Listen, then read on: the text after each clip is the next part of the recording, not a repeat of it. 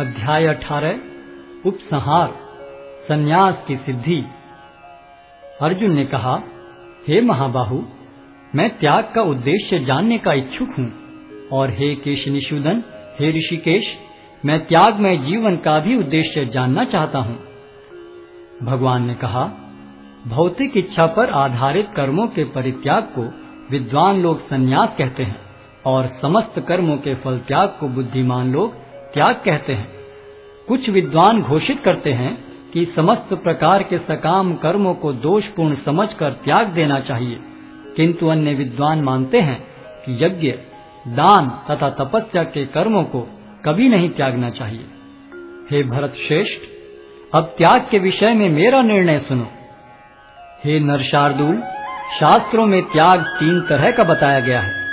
यज्ञ, दान तथा तपस्या के कर्मों का कभी परित्याग नहीं करना चाहिए, उन्हें अवश्य संपन्न करना चाहिए। निस्संदेह यज्ञ, दान तथा तपस्या महात्माओं को भी शुद्ध बनाते हैं। इन सारे कार्यों को किसी प्रकार की आसक्ति या फल की आशा के बिना संपन्न करना चाहिए। हे प्रथापुत्र, इन्हें कर्तव्य मानकर संपन्न किया जाना चाहिए, यही मेरा अंतिम मत है। निर्दिष्ट कर्तव्यों को कभी नहीं त्यागना चाहिए। यदि कोई मोहवश अपने नियत कर्मों का परित्याग कर देता है तो ऐसे त्याग को तामसी कहा जाता है। जो व्यक्ति नियत कर्मों को कष्टप्रद समझकर या शारीरिक क्लेश के भय से त्याग देता है, उसके लिए कहा जाता है कि उसने यह त्याग रजोगुण में किया है। ऐसा करने से कभी त्याग का उच्च फल प्राप्त नहीं होता। हे अर्जुन, जब मनुष्य नियत कर्तव्य को करणीय मानकर करता है और समस्त भौतिक संगति तथा फल की आसक्ति को त्याग देता है, तो उसका त्याग सात्विक कहलाता है। सतोगुण में स्थित बुद्धिमान त्यागी, जो न तो अशुभ कर्म से घृणा करता है, न शुभ कर्म से लिप्त होता है, वह कर्म के विषय में कोई संशय नहीं रखता। निस्संदेह किसी भी देहधारी प्राणी के लिए समस्त कर्मों का परित्याग कर पाना असंभव है, लेकिन जो कर्म फल का परित्याग करता है वह वास्तव में त्यागी कहलाता है। जो त्यागी नहीं है, उसके लिए इच्छित, अनिच्छित तथा मिश्रित ये 3 प्रकार के कर्म फल मृत्यु के बाद मिलते हैं, लेकिन जो सन्यासी है उन्हें ऐसे फल का सुख दुख नहीं भोगना पड़ता। हे महाबाहु अर्जुन, वेदांत के अनुसार समस्त कर्म की पूर्ति के लिए 5 कारण हैं। अब तुम इन्हें मुझसे सुनो। कर्म का स्थान शरीर, कर्ता, विभिन्न इंद्रियां, अनेक प्रकार की चेष्टाएं तथा परमात्मा, ये 5 कर्म के कारण हैं। मनुष्य अपने शरीर, मन या वाणी से जो भी उचित या अनुचित कर्म करता है, वह इन 5 कारणों के फलस्वरूप होता है। अतएव जो इन 5 कारणों को न मानकर अपने आप को ही एकमात्र कर्ता मानता है, वह निश्चय ही बहुत बुद्धिमान नहीं होता और वस्तुओं को सही रूप में नहीं देख सकता। जो मिथ्या अहंकार से प्रेरित नहीं है, जिसकी बुद्धि बंधी नहीं है, वह इस संसार में मनुष्यों को मारता हुआ भी नहीं मारता, न ही वह अपने कर्मों से बंधा होता है। ज्ञान, ज्ञेय तथा ज्ञाता, ये तीनों कर्म को प्रेरणा देने वाले कारण हैं। इंद्रियां, कर्म तथा कर्ता, ये 3 कर्म के संघटक हैं। प्रकृति के 3 गुणों के अनुसार ही ज्ञान, कर्म तथा कर्ता के 3 भेद हैं। अब तुम मुझसे इन्हें सुनो। जिस ज्ञान से अनंत रूपों में विभक्त सारे जीवों में एक ही अविभक्त आध्यात्मिक प्रकृति देखी जाती है, उसे ही तुम सात्विक जानो। जिस ज्ञान से कोई मनुष्य विभिन्न शरीरों में भिन्न भिन्न प्रकार का जीव देखता है, उसे तुम राजसी जानो। और वह ज्ञान जिससे मनुष्य किसी एक प्रकार के कार्य को, जो अति तुच्छ है, सब कुछ मानकर सत्य को जाने बिना उसमें लिप्त रहता है, तामसी कहा जाता है। जो कर्म नियमित है और जो आसक्ति, राग या द्वेष से रहित कर्मफल की चाह के बिना किया जाता है, वह सात्विक कहलाता है। लेकिन जो कार्य अपनी इच्छा पूर्ति के निमित्त प्रयास पूर्वक एवं मिथ्य अहंकार के भाव से किया जाता है, वह रजोगुणी कहा जाता है। जो कर्म मोहवश शास्त्रीय आदेशों की अवहेलना करके तथा भावी बंधन की परवाह किए बिना या हिंसा अथवा अन्यों को दुख पहुंचाने के लिए किया जाता है, वह तामसी कहलाता है। जो व्यक्ति भौतिक गुणों के संसर्ग के बिना अहंकार रहित संकल्प तथा उत्साह पूर्वक अपना कर्म करता है, और सफलता अथवा सफलता में अविचलित रहता है, वह सात्विक कर्ता कहलाता है। जो कर्ता कर्म तथा कर्म फल के प्रति आसक्त होकर फलों का भोग करना चाहता है तथा जो लोभी, सदैव ईर्ष्यालु, अपवित्र और सुख दुख से विचलित होने वाला है, वह राजसी कहा जाता है। जो कर्ता सदा शास्त्रों के आदेशों के विरुद्ध कार्य करता रहता है, जो भौतिकवादी, हठी, कपटी तथा अन्यों का अपमान करने में पटु है तथा जो आलसी, सदैव खिन्न तथा काम करने में दीर्घ सूत्री है, वह तमोगुणी कहलाता है। हे धनंजय, अब मैं प्रकृति के 3 गुणों के अनुसार तुम्हें विभिन्न प्रकार की बुद्धि तथा धृति के विषय में विस्तार से बताऊंगा, तुम इसे सुनो। हे प्रथापुत्र, वह बुद्धि सतोगुणी है, जिसके द्वारा मनुष्य यह जानता है कि क्या करणीय है और क्या नहीं है, किससे डरना चाहिए और किससे नहीं, क्या बांधने वाला है और क्या मुक्ति देने वाला है। हे प्रथापुत्र, जो बुद्धि धर्म तथा अधर्म, करणीय तथा अकरणीय कर्म में भेद नहीं कर पाती, वह राजसी है। जो बुद्धि मोह तथा अहंकार के वशीभूत होकर अधर्म को धर्म और धर्म को अधर्म मानती है और सदैव विपरीत दिशा में प्रयत्न करती है, हे पार्थ, वह तामसी है। हे प्रथापुत्र, जो अटूट है, जिसे योगाभ्यास द्वारा अचल रहकर धारण किया जाता है और जो इस प्रकार मन, प्राण तथा इंद्रियों के कार्यकलापों को वश में रखती है, वह धृति सात्विक है। लेकिन हे अर्जुन, जिस धृति से मनुष्य धर्म, अर्थ तथा काम के फलों में लिप्त बना रहता है, वह राजसी है।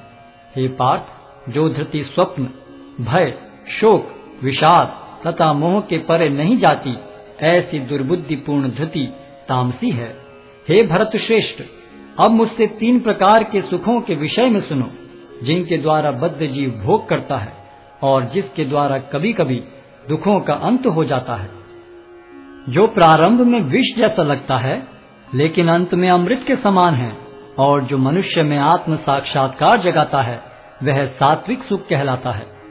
जो सुख इंद्रियों द्वारा उनके विषयों के संसर्ग से प्राप्त होता है और जो प्रारंभ में अमृत तुल्य तथा अंत में विष तुल्य लगता है, वह रजोगुणी कहलाता है। तथा जो सुख आत्म साक्षात्कार के प्रति अंधा है, जो प्रारंभ से लेकर अंत तक मोहकारक है और जो निद्रा, आलस्य तथा मोह से उत्पन्न होता है, वह तामसी कहलाता है। इस लोक में, स्वर्ग लोकों में या देवताओं के मध्य में कोई भी ऐसा व्यक्ति विद्यमान नहीं है जो प्रकृति के 3 गुणों से मुक्त हो। हे परंतप, ब्राह्मणों, क्षत्रियों, वैश्यों तथा शूद्रों में प्रकृति के गुणों के अनुसार उनके स्वभाव द्वारा उत्पन्न गुणों के द्वारा भेद किया जाता है।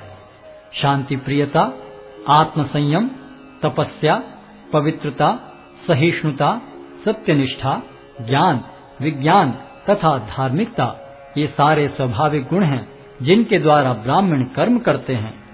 वीरता, शक्ति, संकल्प, दक्षता, युद्ध में धैर्य, उदारता तथा नेतृत्व, ये क्षत्रियों के स्वाभाविक गुण हैं।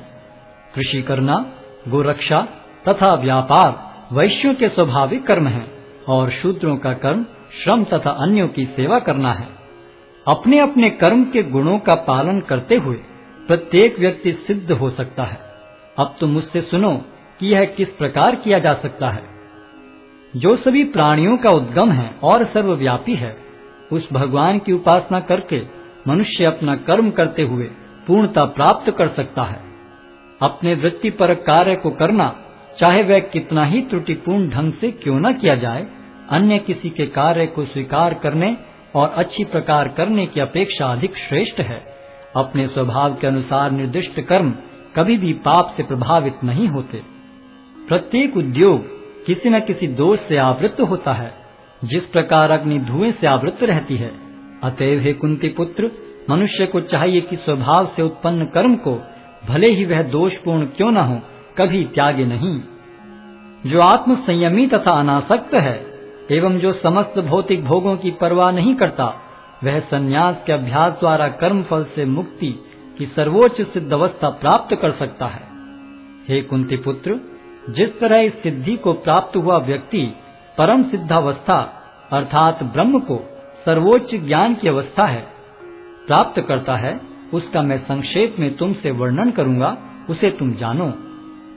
अपनी बुद्धि से शुद्ध होकर तथा धैर्य पूर्वक मन को वश में करते हुए इंद्रिय तृप्ति के विषयों का त्याग कर राग तथा द्वेष से मुक्त होकर जो व्यक्ति एकांत स्थान में वास करता है, जो थोड़ा खाता है, जो अपने शरीर मन तथा वाणी को वश में रखता है, जो सदैव समाधि में रहता है तथा पूर्णतया विरक्त, मिथ्या अहंकार, मिथ्या शक्ति, मिथ्या गर्व, काम, क्रोध तथा भौतिक वस्तुओं के संग्रह से मुक्त है, जो मिथ्या स्वामित्व की भावना से रहित तथा शांत है, वह निश्चय ही आत्म साक्षात्कार के पद को प्राप्त होता है। इस प्रकार जो दिव्य पद पर स्थित है, वह तुरंत पर ब्रह्म का अनुभव करता है और पूर्णतया प्रसन्न हो जाता है। वह न तो कभी शोक करता है, न किसी वस्तु की कामना करता है। वह प्रत्येक जीव पर संभाव रखता है। उस अवस्था में वह मेरी शुद्ध भक्ति को प्राप्त करता है। केवल भक्ति से मुझ भगवान को यथारूप में जाना जा सकता है। जब मनुष्य ऐसी भक्ति से मेरे पूर्ण भावनामृत में होता है, तो वह वैकुंठ जगत में प्रवेश कर सकता है। मेरा शुद्ध भक्त मेरे संरक्षण में समस्त प्रकार के कार्यों में संलग्न रहकर भी मेरी कृपा से नित्य तथा विनाशी धाम को प्राप्त होता है। सारे कार्यों के लिए मुझ पर निर्भर रहो और मेरे संरक्षण में सदा कर्म करो। ऐसी भक्ति में मेरे प्रति पूर्णतया सचेत रहो। यदि तुम मुझसे भावना भावित होगे, तो मेरी कृपा से तुम बद्ध जीवन के सारे अवरोधों को लांघ जाओगे। लेकिन यदि तुम मिथ्या अहंकारवश ऐसी चेतना में कर्म नहीं करोगे और मेरी बात नहीं सुनोगे, तो तुम विनष्ट हो जाओगे। यदि तुम मेरे निर्देशानुसार कर्म नहीं करते और युद्ध में प्रवृत्त नहीं होते हो, तो तुम कुमार्ग पर जाओगे। तुम्हें अपने स्वभाववश युद्ध में लगना होगा। इस समय तुम मोहवश मेरे निर्देशानुसार कर्म करने से मना कर रहे हो, लेकिन हे कुंती पुत्र, तुम अपने ही स्वभाव से उत्पन्न कर्म द्वारा बाध्य होकर वही सब करोगे। हे अर्जुन, परमेश्वर प्रत्येक जीव के हृदय में स्थित है और भौतिक शक्ति से निर्मित यंत्र में सवार की भांति बैठे समस्त जीवों को अपनी माया से घुमा रहे हैं। हे भारत, सब प्रकार से उसी की शरण में जाओ। उसकी कृपा से तुम परम शांति को तथा परम नित्य धाम को प्राप्त करोगे। इस प्रकार मैंने तुम्हें गुह्यतर ज्ञान बतला दिया। इस पर पूरी तरह से मनन करो और तब जो चाहो सो करो। क्योंकि तुम मेरे अत्यंत प्रिय मित्र हो, अतः मैं तुम्हें अपना परम आदेश, जो सर्वाधिक गुह्य ज्ञान है, बता रहा हूँ। इसे अपने हित के लिए सुनो। सदैव मेरा चिंतन करो, मेरे भक्त बनो, मेरी पूजा करो और मुझे नमस्कार करो। इस प्रकार तुम निश्चित रूप से मेरे पास आओगे। मैं तुम्हें वचन देता हूँ, क्योंकि तुम मेरे परम प्रिय मित्र हो। समस्त प्रकार के धर्मों का परित्याग करो और मेरी शरण में आओ। मैं समस्त पापों से तुम्हारा उद्धार कर दूंगा। डरो मत। यह गुह्य ज्ञान उनको कभी भी न बताया जाए जो न तो संयमी है, न एकनिष्ठ, न भक्ति में रत है, न ही उसे जो मुझसे द्वेष करता है। जो व्यक्ति भक्तों को यह परम रहस्य बताता है, वह शुद्ध भक्ति को प्राप्त करेगा और अंत में वह मेरे पास वापस आएगा। इस संसार में उसकी अपेक्षा कोई अन्य सेवक न तो मुझे अधिक प्रिय है और न कभी होगा। और मैं घोषित करता हूँ कि जो हमारे इस पवित्र संवाद का अध्ययन करता है, वह अपनी बुद्धि से मेरी पूजा करता है, और जो श्रद्धा समेत तथा द्वेष रहित होकर इसे सुनता है, वह सारे पापों से मुक्त हो जाता है और उन शुभ लोकों को प्राप्त होता है जहाँ पुण्य आत्माएं निवास करती हैं। हे प्रथापुत्र, हे धनंजय, क्या तुमने इसे एकाग्र चित्त होकर सुना? और क्या अब तुम्हारा ज्ञान तथा मोह दूर हो गया है? अर्जुन ने कहा, हे कृष्ण, हे अच्युत, अब मेरा मोह दूर हो गया। आपके अनुग्रह से मुझे मेरी स्मरण शक्ति वापस मिल गई। अब मैं संशय रहित तथा दृढ़ हूँ और आपके आदेश अनुसार कर्म करने के लिए उद्यत हूँ। संजय ने कहा, इस प्रकार मैंने कृष्ण तथा अर्जुन इन दोनों महापुरुषों की वार्ता सुनी, और यह संदेश इतना अद्भुत है कि मेरे शरीर में रोमांच हो रहा है। व्यास की कृपा से मैंने ये परम गुह्य बातें साक्षात योगेश्वर कृष्ण के मुख से अर्जुन के प्रति कही जाती हुई सुनी। हे राजन, जब मैं कृष्ण तथा अर्जुन के मध्य हुई इस आश्चर्यजनक तथा पवित्र वार्ता का बारंबार स्मरण करता हूँ, तो प्रतिक्षण आह्लाद से गदगद हो उठता हूँ। हे राजन, भगवान कृष्ण के अद्भुत रूप का स्मरण करते ही मैं अधिकाधिक आश्चर्यचकित होता हूँ और पुनः पुनः हर्षित होता हूँ। जहाँ योगेश्वर कृष्ण हैं और जहाँ परम धनुर्धर अर्जुन हैं, वहीं ऐश्वर्य, विजय, अलौकिक शक्ति तथा नीति भी निश्चित रूप से रहती है, ऐसा मेरा मत है। हरे कृष्ण कृष्ण कृष्ण हरे हरे, हरे राम राम राम हरे हरे। हरे कृष्ण कृष्ण कृष्ण हरे हरे, हरे राम राम राम हरे हरे।